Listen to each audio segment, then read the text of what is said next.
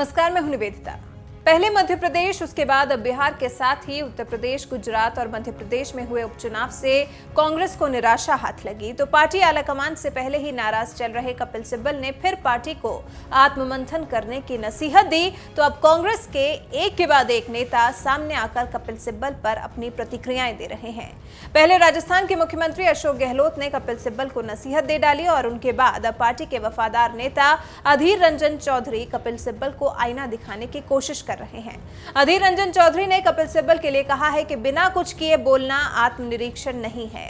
पत्रकारों से बातचीत करते हुए रंजन चौधरी ने कहा, कपिल सिब्बल ने इस बारे में पहले भी बात की थी। वो कांग्रेस पार्टी और आत्मनिरीक्षण की आवश्यकता के बारे में बहुत चिंतित हैं, लेकिन हमने बिहार, मध्य प्रदेश, उत्तर प्रदेश या गुजरात के चुनाव में उनका चेहरा नहीं देखा।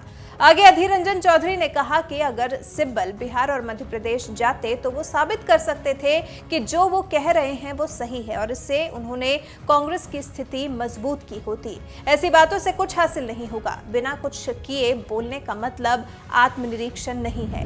देखिए, ये जो आप जिनकी बात करते हैं कपिल सिब्बल जी, वो पहले भी ऐसे बात रखे थे। उनको बड़ी चिंता है कांग्रेस पार्टी की, इंट्रोस्पेक्शन वगैरह वगैरह। लेकिन बिहार चुनाव, मध्य प्रदेश की चुनाव, गुजरात चुनाव, कहीं भी चुनाव हुए हैं, यूपी चुनाव, कहीं भी कपिल सिब्बल की सूरत हम लोग नहीं देखा। अगर अपने बलबूतों से कपिल सिब्बल बिहार में चले जाते, मध्य प्रदेश में चले जाते, तो खुद को साबित कर सकते कि देखो मैं जो कह रहा हूं ये सही है। इंट्रोस्पेक्शन करना जरूरी है, इसलिए कि मैं कपिल सिब्बल बिहार में आकर कांग्रेस पार्टी की झंडा को हम ताकतवर कर दिए हैं। महाराष्ट्र, मध्य प्रदेश में गए हैं, गुजरात में हमने जाके कांग्रेस पार्टी को और हम आम लोगों के अंदर इनकी पकड़ को हम बढ़ाए हैं। सिर्फ बातों में काम नहीं बनेगा, काम करने के बाद कुछ बात करो। बिना काम बात करना के मतलब इंट्रोस्पेक्शन नहीं है। ये लोग से बात और बात, इंट्रोस्पेक्शन की पहले भी बात, इंट्रोस्पेक्शन की बाद में भी बात। मेरा सलाह है इन जैसे हमारे दिग्गज नेताओं की कि काम करो, उसके साथ बात करो। इससे पहले राजस्थान सीएम ने कहा था कि पूर्व केंद्रीय मंत्री को पार्टी के आंतरिक मुद्दों को मीडिया में नहीं लाना चाहिए और कहा था कि इससे देश भर में पार्टी कार्यकर्ताओं की भावनाओं को ठेस पहुंची है।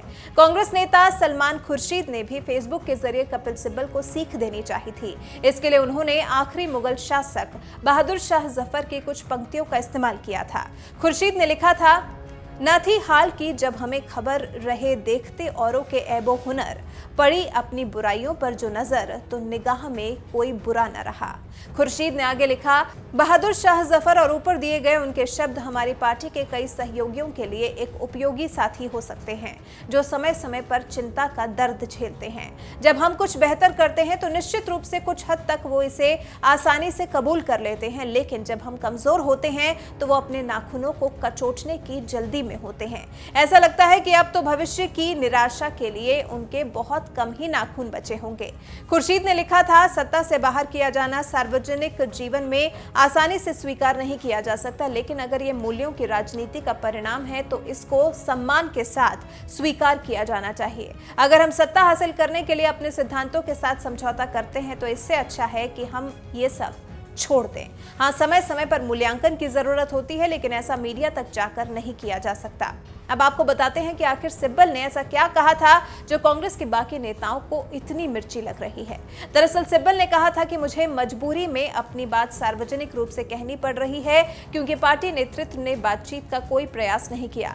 सिब्बल ने कहा, बिहार और जहां उपचुनाव हुए हैं वहां लोग कांग्रेस को एक प्रभावी विकल्प नहीं मानते हैं। कांग्रेस नेताओं के लगातार सिब्बल पर हमलावर होने से कहीं सिब्बल अपना आपा न खो बैठे। कहीं न कहीं सिब्बल के मन में पार्टी को लेकर नाराजगी है, उनकी पार्टी में सुनी नहीं जा रही, तभी तो वो मीडिया से अपनी बात कह रहे हैं।